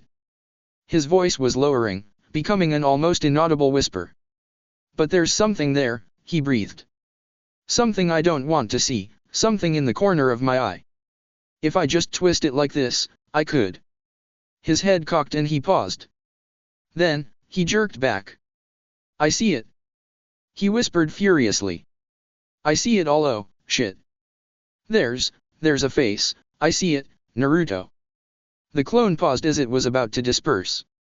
What? He asked. It's looking at me, Daiichi whispered. His head seemed to be frozen. The Hyuga let out a strange giggle. It's looking at me? The all-seeing eyes of the Hyuga stared into the abyss and something stared back. The clone was a limited kind, just enough chakra to transmit a set of stimuli back to its creator. In a way, it was almost brain-dead, lacking the emotion and much of the thought patterns of the original. Yet, deep within the limited chakra-based construct, something flinched in worry and the clone hesitantly placed a hand on the frozen Hyuga's shoulder. Daiichi suddenly jerked back as if struck and blood began to ooze from the corners of his mask. My eyes. He moaned piteously. The clone quickly took off the mask. Daiichi was oozing blood from all orifices, his ears, nose, mouth, and eyes. He seemed delirious, sweat beading on his forehead. His once pure white eyes were now shaded gray, dull and lifeless, and the Hyuga shook. As Daiichi began to seize and shudder, Kage was there and the clone took the chance to disperse itself. Naruto received the stream of chakra and processed the new sensory stimuli. Daiichi had seen Hidan use the strange power to heal himself, but no power was infinite. His path was set. Naruto would kill Hidan and force him to regenerate again and again, until there was no more of the strange power to draw on. The plan was crude, but Naruto felt a weight lift off of his shoulders, his doubts fading. There was a strategy now. A moment later, Hidan emerged from the latest whirlwind of fire. His skin was blackened, cracked, his eyes scorched and oozing, and his clothes all gone. Yet, he looked absolutely furious and spittle flew from his cracked lips. One does not look upon the face of Lord Jashin. He screamed. He reached out and his fallen scythe leapt into his hands, strangely undamaged by the techniques that Naruto was employing. Heathen. Heretic. Blasphemer. You dare. Hidan launched the scythe away from Naruto and towards where he knew where Daiichi was. He channeled chakra into his hands, wind-natured taking form in his sword Tenketsu, and the scud was blown back by a buffet of wind. A second later, Naruto formed a hand sign and tapped the ground with his foot. Rows of sharp, rocky spikes burst from the ground and slammed into the raging cultist. He ignored them all, pinned as he was, and he screamed into the heavens. Lord Jashin. The heretic have trespassed in your domain. Bear down your utmost fury and smite them from this world. May the eyes boil and melt of all those who gaze in that which must not be gazed. May the mind break of all those who think of that which should not be thought about. May the ears of those who listen to what should not be listened to deafen and die. The words made no sense to Naruto, but the chill in the air intensified. Hidan began chuckling, his skin beginning to take back its creamy color as new eyes formed in his sockets. Another. He shrieked. Another has gazed upon your work. He frothed at the mouth. Show her the truth. Show her the only truth there is. From the other side of the battlefield, Yuka screamed. Naruto sent a crackling bolt of electricity at Hidan, who convulsed as it splashed across his broad chest. The earth spears were beginning to crack and break apart, but the lightning technique kept the cultist occupied for a moment as Naruto turned around, his eyes seeking out his teammate. Yuka was on her knees, her hands clasping both sides of her head. No no no no no no no no no. She chanted endlessly. Stop it, stop it, stop it, don't look at me. The cultists around the fallen Yamanaka lunged at her, but Komaka was suddenly there. She flung a pair of kunai at the first cultist, sending him sprawling backwards, and made a hand sign. The kunai suddenly exploded in a puff of white smoke and loops of wire burst forward, which wrapped around the next two cultists like snakes. Lightning arced through it and the cultists screamed with pleasure as they convulsed. Hidan roared, and for the first time Naruto took a step back as the silver-haired man went on the attack. The stone spikes that had him pinned in the air collapsed and he shrugged off the lethal lightning attack as if it was nothing. His scythe appeared in his hand and he threw it at Naruto with tremendous force. The blonde Anbu barely blocked it with a pair of kunai, but he successfully parried it, the scythe bouncing back, and then suddenly it went flying past Naruto as Hidan tugged on the rope attached to the handle. In that split second, Naruto channeled sharpened wind-natured chakra into his kunai and flung it at the rope. The glow surrounding the kunai spluttered and faded. The metal was not chakra conductive and Naruto was not skilled enough with wind to compensate, and the kunai bounced off of the thickened rope. At the same time, the scythe lashed out towards Komaki and it almost seemed like it was going to hurt her. But Towa had been watching and he stood between the weapon and his teammate, barely blocking the scythe with a glowing scarlet shield emanating from his right arm. It had not been a perfect block, blood dripped from his arm and his robe was torn, but the scythe rebounded off of the shield and Hidan tugged it back into his hand. Perfect! Hidan howled, the scythe returning to his hand. A splatter of blood decorated the tri-pronged tip of the curious weapon and the cultist's eyes were practically glowing as he bent down and licked Towa's blood off of the weapon. I was just thinking that Lord Jashin needed a sacrifice.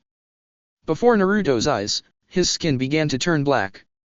It wasn't from any fire or explosion, and Naruto watched with horrified fascination as the man in front of him changed.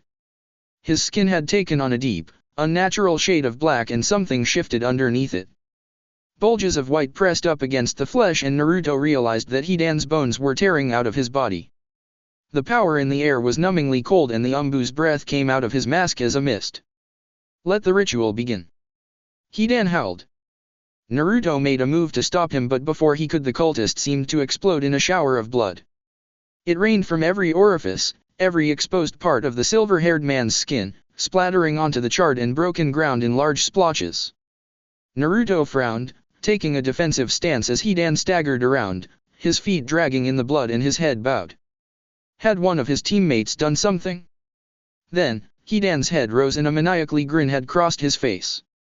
The blood around him was coalescing, Naruto suddenly realized, forming the eerie circular enclosed triangle that had decorated the factory in Katsura village.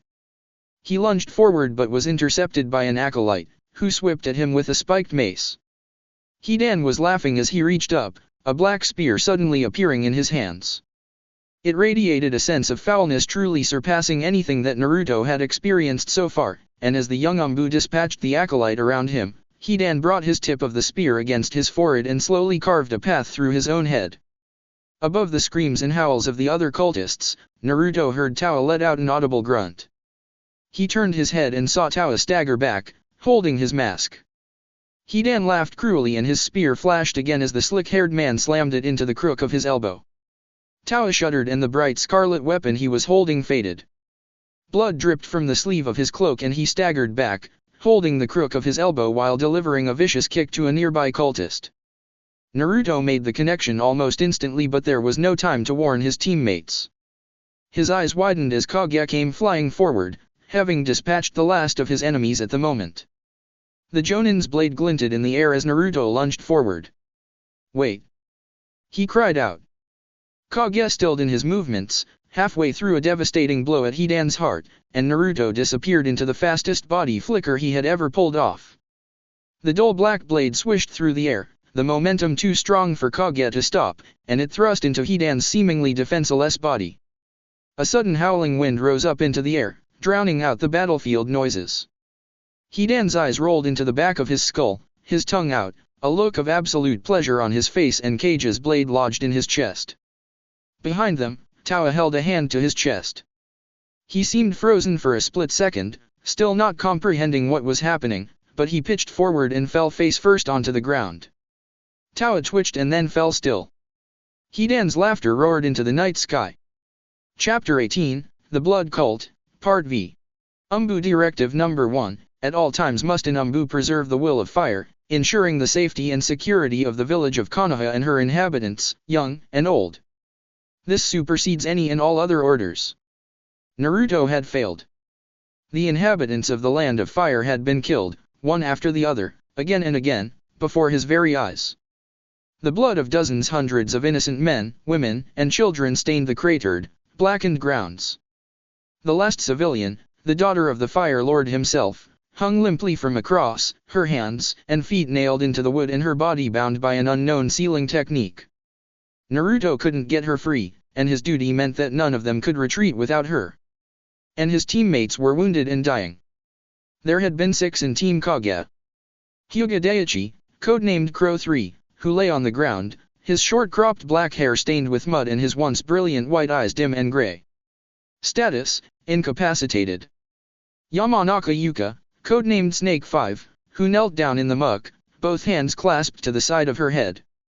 Her mouth was moving endlessly, her eyes unfocused behind her mask. Status: incapacitated. Tawa, with a terrible wound gushing from his elbow, a thin trickle of blood leaking from the side of his mask. Tawa, who had somehow been linked with the enemy command, a technique that seemingly transferred any injuries that Hidan suffered onto himself. Tawa, who held a hand to his chest as he toppled face first to the ground. Status: incapacitated. Now they were 3. Komaki had fended off Hidan's cultists for the time being as she guarded the wounded, and Kage stood before Hidan, his dull black blade punctured through the slick, silver-haired man's chest. Naruto stood next to him, the palm of his hand bleeding as he gripped Kage's blade. For a moment, the two Anbu froze as Hidan shuddered in pleasure. Then, Hidan's face twitched and a look of rage flashed over it. Naruto was panting as he released his grip on the blade. He had just managed to drag it down at the last second, lowering the thrust from a fatal stab to the heart to a less critical blow to the chest. He thought he had missed most of the vital organs, but it was hard to tell with Hidan, with his blackened skin and abnormally protruding bones. Kage's head turned back to Hidan and his body language screamed his sudden understanding of what was happening. The normally stoic Jonin paused for a fraction of a second, and was almost skewered as a rage-filled Hidan brought his scythe down upon him. Both Naruto and Kage jumped back, narrowly avoiding the attack. Kage's blade remained in Hidan, who looked furious. "You fuckers!" he growled. His eyes were wild, bloodshot. "Who the fuck do you think you are, interrupting my ritual like that? I'll burn you alive, heretics!" Naruto glared at him furiously, his chakra surging. His tenketsu were burning, his limbs were strangely light and his tongue felt like he had licked a lightning release technique. He quickly looked at his captain and saw Kage was suddenly looking unsure, hesitant, even. The Anbu captain's dull black blade was still lodged in Hidan's body, a wound that had apparently been transferred over to Tawa. Hidan's body, his charcoal black skin and thickened, protruding bones began to contort as he began to revert back to normal, and the bloodied symbol by his feet was shimmering hazily, evaporating into nothingness.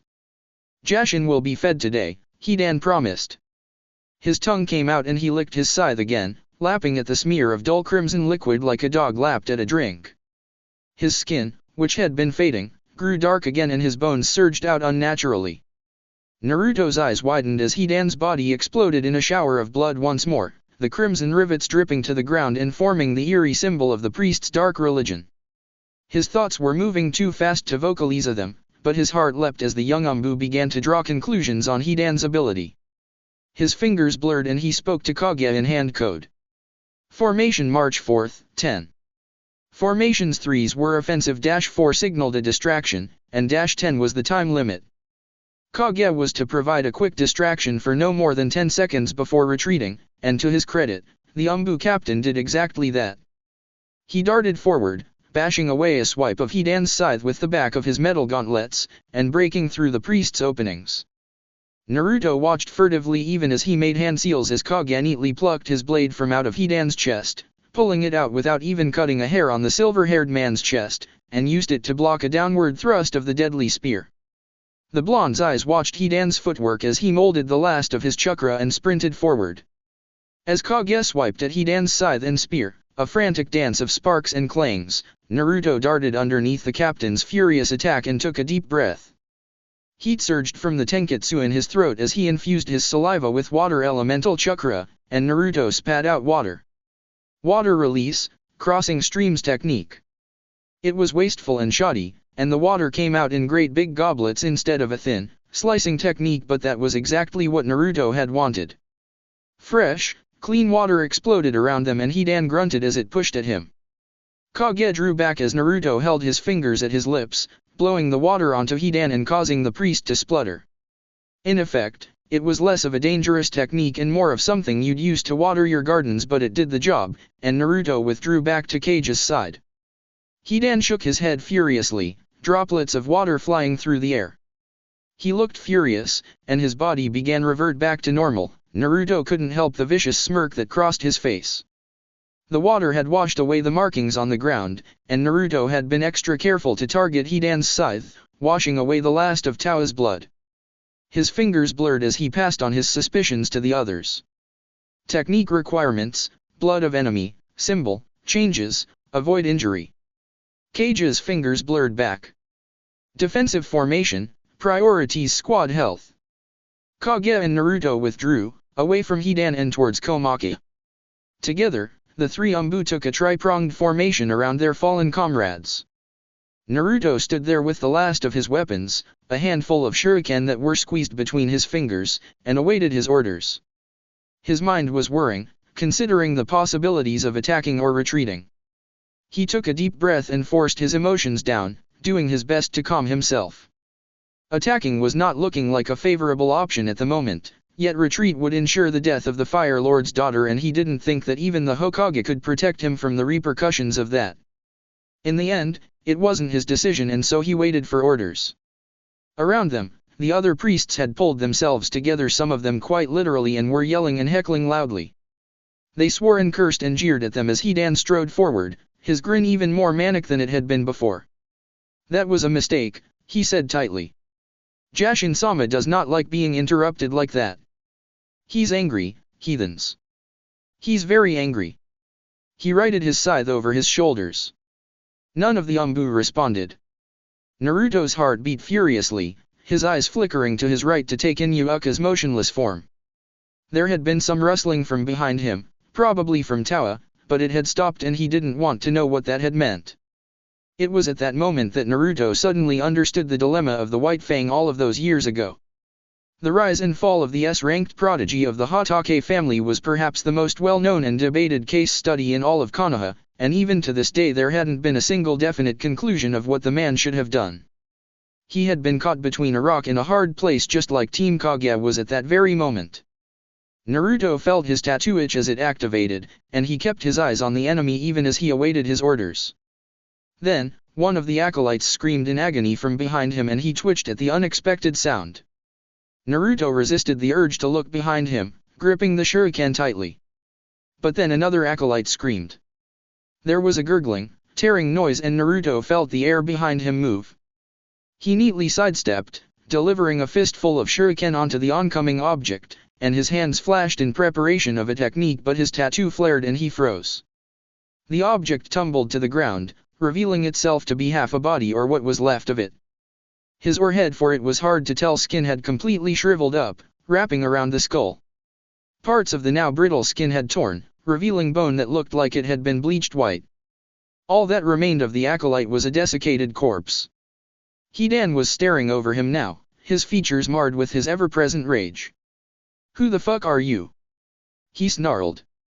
From the corner of his eye, Naruto saw somebody enter the field, and he stifled his surprise. He hadn't even felt them coming.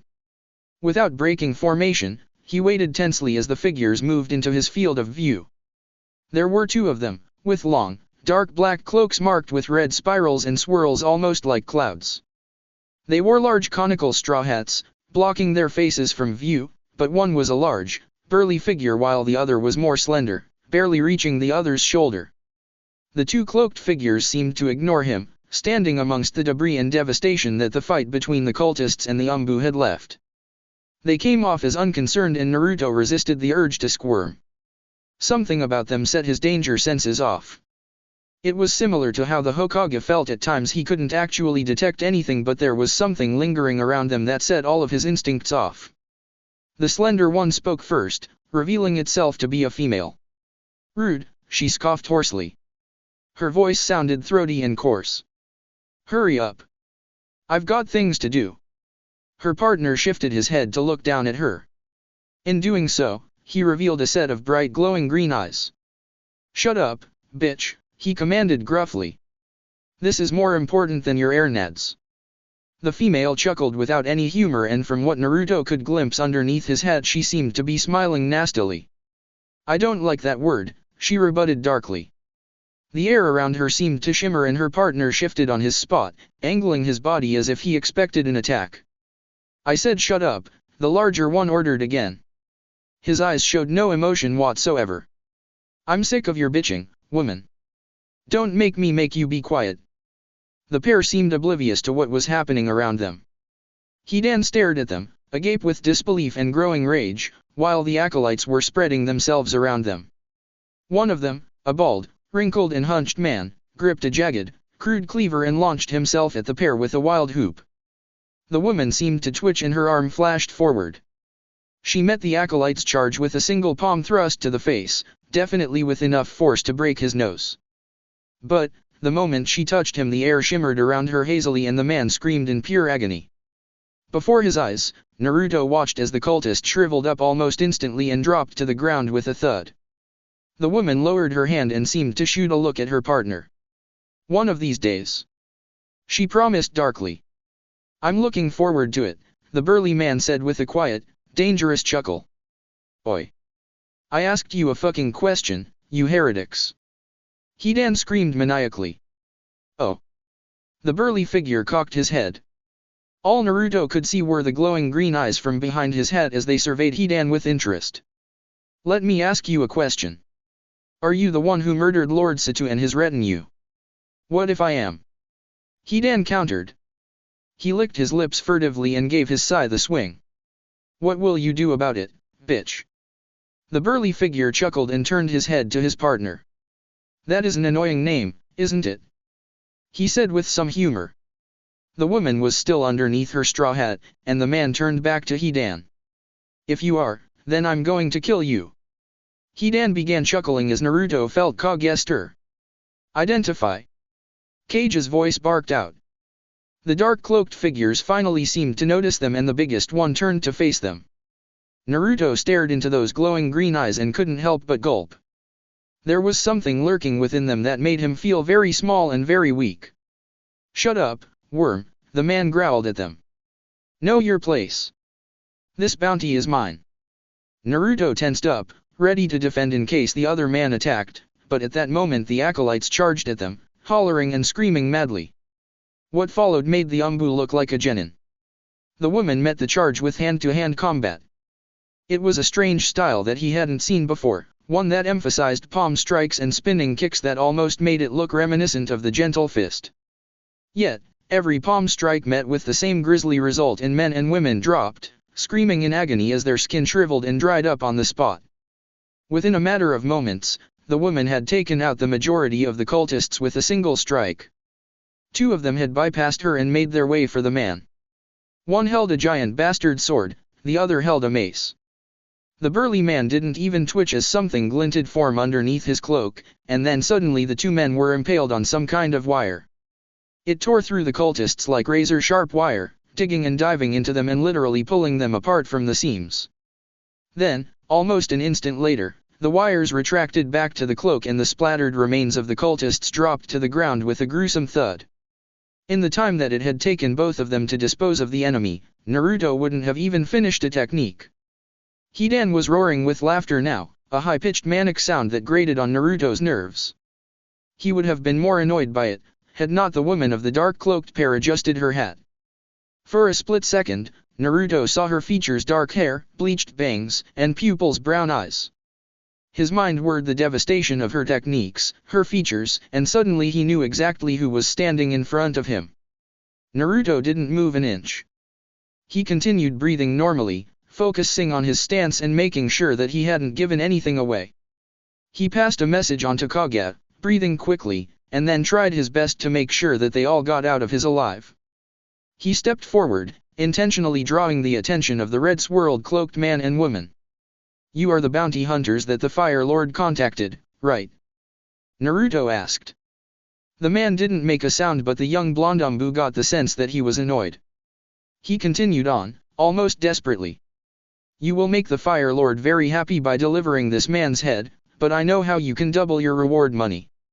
Now the man's attention was fully upon him and Naruto was glad for his mask as those soulless green eyes bore into him. The woman on the hill, Naruto gestured. She's the Fire Lord's daughter. She's trapped by a sealing technique. Break the technique and we'll take her back to her father. We'll tell the Fire Lord what you did and he'll be sure to reward you for it. The man gazed down at Naruto for what seemed like an eternity. Then, at long last, he shifted and something like amusement flickered in those odd eyes. Naruto released the breath he hadn't known he was holding as the man chuckled lowly. How amusing, he said gruffly. What a smart little worm you are. Very well, I'll accept your little deal, but... All amusement fled his tone. I want triple the amount specified. You will convey this to the Fire Lord. Naruto nodded quickly. You're going to let them go. The woman sounded faintly amused. I'd say you're growing a heart, but, well... She trailed off, perhaps an inside joke that Naruto did not understand. He doesn't like it when we leave witnesses, though. For the amount we'll get, I'm sure he'll put up with it, the man responded. Besides, he jerked his head at the crucified girl at the top of the mound. Do you want to carry her back to the capital? The woman made an odd noise. Oi, baby. She called, gesturing at Naruto. Come with me. Hey, what the fuck do you think dash?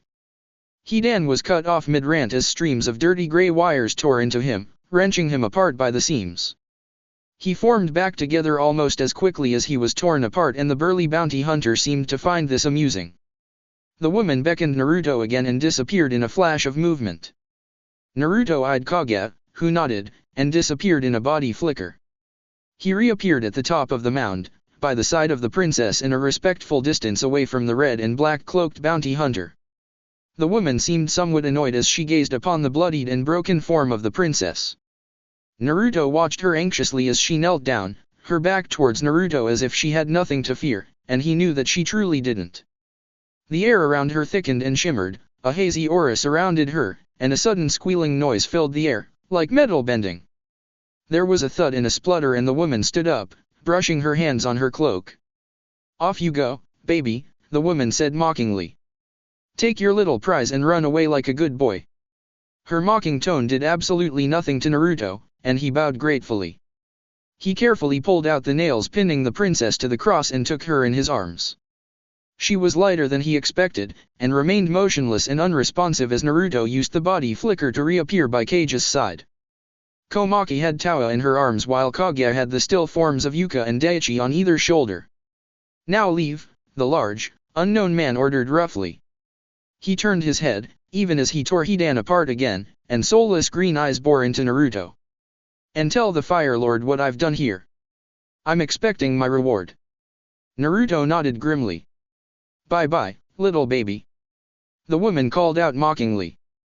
The desiccated corpses around them were beginning to pull themselves together in a series of great screams and moans of pain and pleasure. The woman stomped on the face of one as the man hurled Hidan away with his wires, his fingers flexing.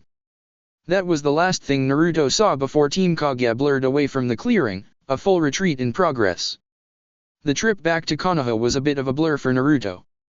While his chakra reserves were fine as per usual for a demon host and a member of the Uzumaki clan, his mind and body were fatigued and exhausted.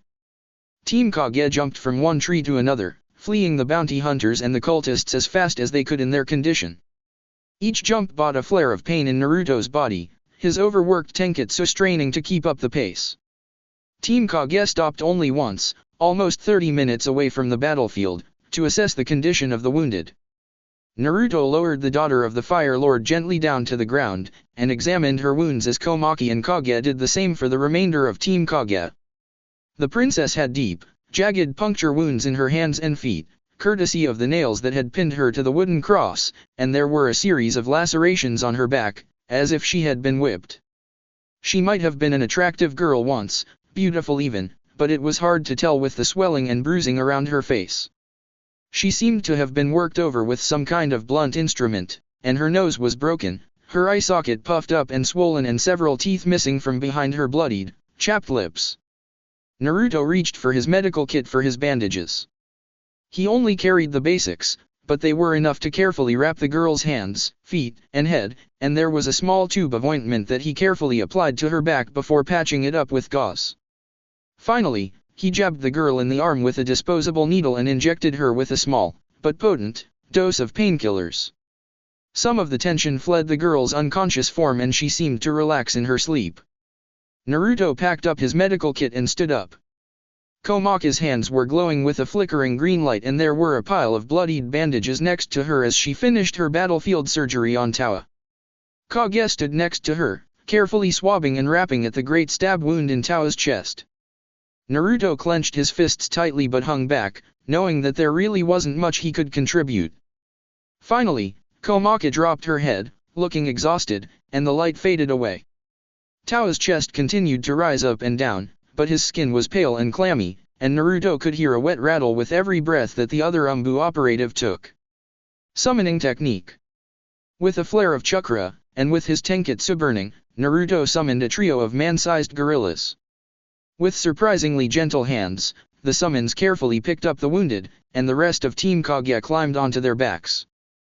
Then they were off again, and Naruto rested his head upon the soft, furry back of his summons and rested his eyes for a moment.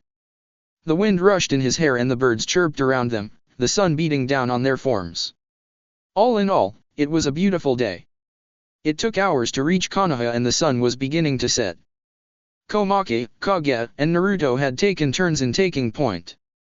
At some point, the group had rendezvoused with a patrolling Anbu squad and his tattoo flared up as Kage had delivered Priority 1 orders. They didn't slow down at all and, now with an escort, the ape summons bounded through the trees and approached the walls of Konoha. Naruto was alert and somewhat rested as the Anbu darted past the main gates and dropped onto the ground. And then they were surrounded. An entire platoon of white-masked Anbu descended upon them, warned beforehand of their impending arrival. They formed a perimeter, taking spots on top of buildings and around Team Sigma. Anbu medical crew Upsilon approached them, and Naruto carefully passed over the Fire Lord's daughter. 4 of the medical crew disappeared as soon as they had her, taking at least half of the Anbu with them. The rest converged on Towa, Daichi, and Yuka. Naruto spotted 3 of them above Towa, hands and palms glowing green as they attended him. The rest were examining Yuka and Daichi, making preparations to move out.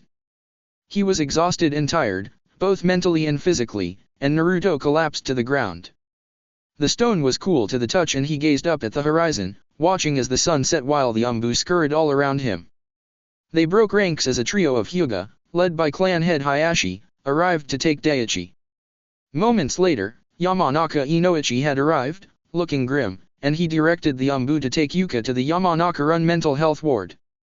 There was a hand on his shoulder and Naruto jerked, looking up. "Come," Kage ordered, not unkindly. "We need to debrief."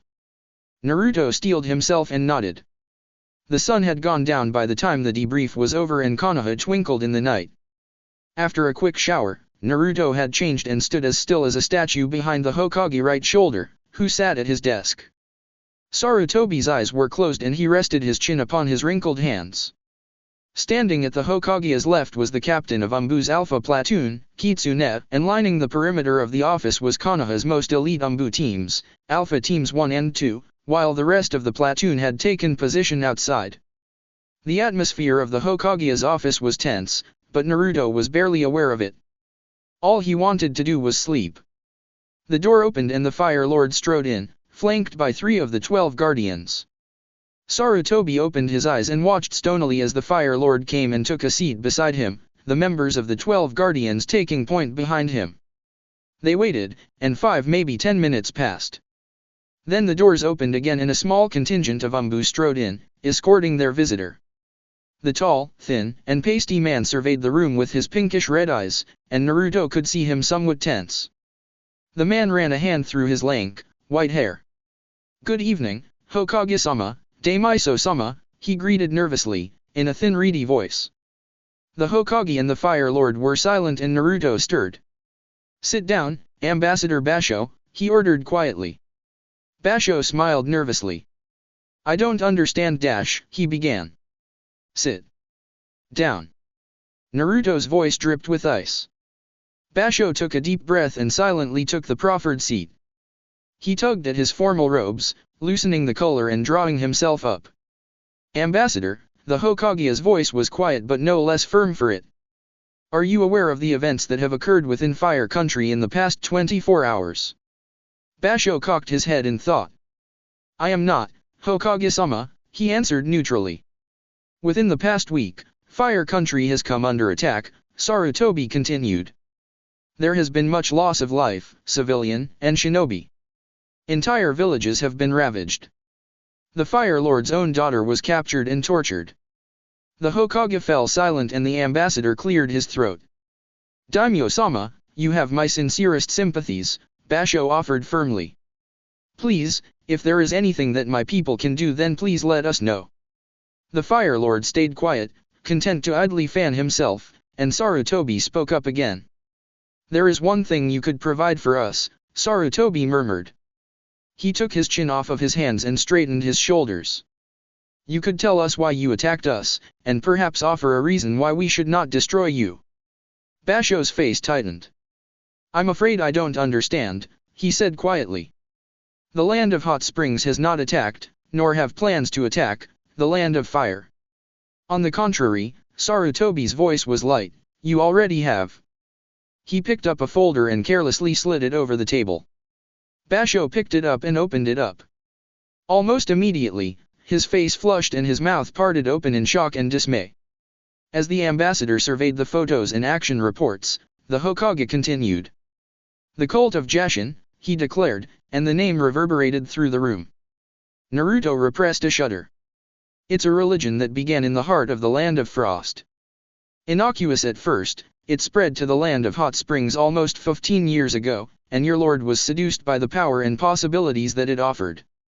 Your hidden village adopted it as your official doctrine, and within a year the religion had almost 10,000 conscripts. Men and women came from all fields of life to join your village. He smiled thinly. At one point you had an army to rival that of one of the Great Five. Basho was trembling, pale and shaky. But then the true nature of Jashinism's depravities came to light when your forces invaded the land of frost, Sarutobi continued. Your hidden village declared war and attacked. The cult led a crusade against the land of frost, massacring anybody who came in their path, right up to the capital. Indeed, Basho said quietly. He closed the folder and placed it on the desk. It's a terrible stain on our history, a time where reason and logic were displaced for brutal fanaticism. Had the Third Hokage not intervened, he took down 10,000 of your people to secure the capital of the land of frost, at the cost of his own life, Sarutobi murmured. Before he died, he blunted the spear of your attack and sent your forces scattering. The land of lightning was quick to hunt down and destroy this cult, and I honestly believed that they had been successful. Alas, it seems that the land of hot springs has begun a second crusade. A crusade against us, the Fire Lord broke in, his thin, reedy voice rather light. His face was mostly hidden by his fan. No, Basho shook his head empathetically. Never. A member of your former hidden village, a spokesperson of your once national religion, has shed the blood on our lands, Sarutobi thundered. His voice rose, and the windows shuddered. Naruto and Kitsune were motionless behind him, and Basho trembled, eyes frantically darting around to the Anbu that surrounded the office. I assure you, we made no such plans. But you knew they were coming, the Fire Lord declared. It was not a question, and he laughed rather hollowly. Oh yes, you knew they were coming. Why else would you petition us to place a garrison along your borders? The Hokage asked. He leaned back in his chair, and eyed Basho stonily. What is happening in your lands? Basho took a deep breath. There has been a resurgence of the cult in recent months, he admitted quietly. It's all under control, he quickly added. We are working on suppressing it as I speak. Under control? The Fire Lord repeated, and giggled. He fanned himself even harder than ever. Oh yes, under control indeed. The third Hokage merely gave a pointed look at the manila folder on his desk, and Basho exhaled noisily. He rubbed his eyes, shaking his head loosely. At the present time, however, I am happy to inform you that Konoha will take your mission request, Sarutobi continued. Kitsune. Basho jerked as if struck, and Kitsune took a step forward. Ambassador, meet Kitsune, Sarutobi introduced rather pleasantly. Kitsune is the esteemed captain of Konoha's combat platoon Alpha. He will be your contact for the duration of this mission. I'm afraid I don't understand, Basho murmured. As per your request, we will be reinforcing the border between our lands with a garrison of our shinobi, the Hokage elaborated. And Kitsune here will lead a platoon of our finest Anbu into your lands to root out the remnants of this little cult. We will find them, Ambassador, and we will end them. You can't. A sudden crack blasted through the room and Basho jerked. His frantic eyes darted about until they came to rest upon the Fire Lord, who held the two parts of his broken fan in his hands. Very gingerly, the Fire Lord placed the broken parts on the Hokage's desk, reached into his robes and pulled out another fan. He snapped it open and began waving himself again. Basho sagged, as if defeated. Kitsune, Sarutobi ordered quietly. You will deploy your squadron tonight and take your men into the heart of the land of hot springs. You will root out members of the cult of Jashin from all corners of that land. Any man, women, and child associated with the cult are to be exterminated. Those who give shelter to the cult and allow them to commit their vile deeds are to be made examples of. Those who hinder your work are to be dealt with. The Hokage's eyes grew flinty and his voice lowered until it was barely a whisper. You are authorized, if needed, to implement a scorched earth policy if needed. Understood. Kitsune's voice was cool and collected. It was almost impossible to determine the man's age from underneath his mask. Kumo will not take this lightly, Basho tried to warn. They will see it as an attempt to annex one of their border countries, I will speak to the Lightning Lord, the Fire Lord waved it off. He stood up, brushing his hands on his robes. You'll have to excuse me now, my daughter is gravely hurt, and I wish to be by her side. Basho clambered out of his seat, while the Hokage rose more smoothly. They bowed towards the Fire Lord as he left, the members of the 12 Guardians trailing behind him. A few moments later, Basho also left a few moments later, staggering out as if had taken a blow to the head. The office descended into silence as Sarutobi stared into the flickering fireplace. Then, he snapped his fingers. Dismissed. The Anbu operatives within the room disappeared in a blur of movement, leaving Sarutobi and Naruto alone. Naruto stood there silently as the Hokage shuffled some papers. He picked up a fountain pen, signed his name and rolled one of the papers into a scroll. After tying it with a blue ribbon, the Hokage placed it in one of the trays on his desk inside. The sound echoed in the room. Naruto, Sarutobi said wearily. Please, sit. Naruto obeyed, taking a seat on the other side of the table. Let us talk, the Hokage murmured. Naruto nodded and took his mask off. Although there was no difference in his line of vision, Naruto felt strangely exposed. The light of the flickering fireplace seemed harsh on his eyes, and he yearned for the shadows of anonymity once again, where nobody could see what he was feeling. Sarutobi observed him for a few moments and sighed. You've seen some hard things, Sarutobi murmured. It wasn't a question, so Naruto didn't answer. You've just experienced the darkness of this world, Sarutobi continued quietly.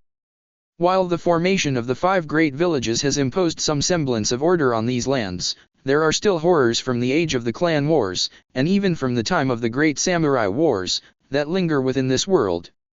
Yes, sir, Naruto said when it was apparent that the Hokage wouldn't speak. The young Anbu's voice was rather dull. Sarutobi eyes him with something akin to sympathy. Be careful, Naruto, he cautioned quietly.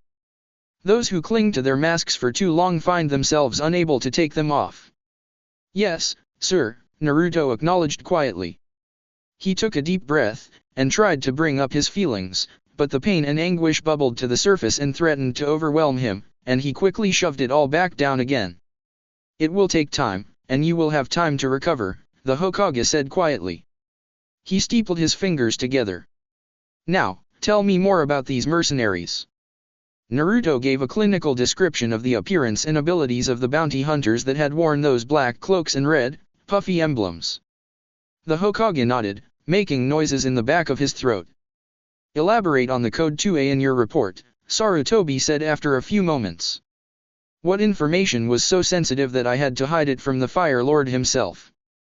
During the fight, one of the mercenaries' hats slipped and I got a glimpse of her, Naruto elaborated quietly. It was only a quick look, but her abilities match her appearance. I think the woman was the mummy. Sarutobi exhaled rather noisily. The mummy, he murmured. The S-ranked missing nin from the village hidden in sand, Pakura of the Scorch Release. Are you sure? Yes, sir, Naruto answered stiffly. This complicates things, Sarutobi murmured. The Wind Lord would not take the hiring of one of their most infamous traitors lightly. What has the Fire Lord done? Sir, Naruto hesitated. He wondered if it was any of his business, but the sight of those cloaks had stirred something within him. What do we know about this mercenary group? Only that the Earth Lord has previously referred their services to the Fire Lord on past occasions, Sarutobi answered. There was technically no need for Naruto to receive this information, but the Hokage seemed to have no problem in revealing what he knew. They provide shinobi services at very good rates, and they have an excellent mission completion history. What are they called? Sarutobi eyed Naruto. I believe they refer to themselves as the Akatsuki. The moon was suspended in the night sky, the stars twinkling behind it as they bathed a soft, pale light upon the lands. Deep within the forests of the Land of Fire, a bloodied mess was thrown to the ground with a loud thud. A dark figure loomed over it, wearing a black cloak, decorated with red swirling patterns. Two pale, glowing green eyes peered down upon the mangled mess that twitched and quivered on the ground. Trailing behind the man were three odd apparitions, swirling masses of black and gray wires and threads held together by a ceramic masks, almost reminiscent of what the various Anbu organizations wore. They floated around the figure, ignoring their two fallen counterparts, which had been scattered over the battlefield in a spray of debris and cracked, white shards. Behind them, the woman, Pakura of the Scorch Release, idly kicked a corpse and watched dispassionately as flesh and bone flash burned, shriveling, and becoming brittle. The lead figure, Kakuzu, held a ring to his forehead and appeared to be concentrating. Then, he lowered his hand and regarded the gasping, heaving remains of Hidan impassively. That's it for part 6. Thank you for watching and see you on the next video.